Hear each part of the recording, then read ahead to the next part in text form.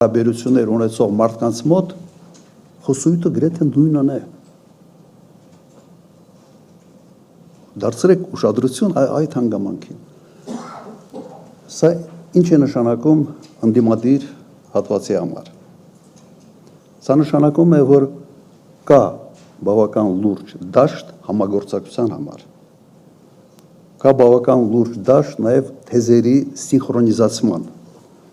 լրատվական միջոցների հետ աշխատելու նաև առումով։ Իսկապես սա բացառիկ իրավիճակ է։ Եվ սա ևս մի հանգամանք է, որը հնարավորություն է տալիս եւ ավելի մեծ լավատեսություն է հաղորդում այն հանգամանքին, որ հնարավոր է ձևավորել խոշոր նախընտրական բլոկեր։ Քանի որ ֆունդամենտալ հարցերի շուրջ իսկապես մոտեցումները նույնանման են։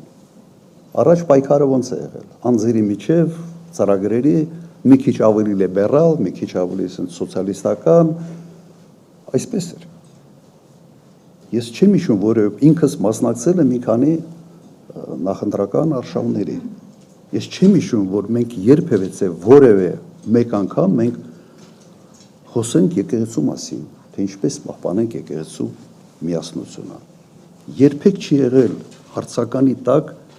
հայկական ինքնությունը։ Եվ սա կրկնում եմ ունիկալ իրավիճակ է ստեղծում։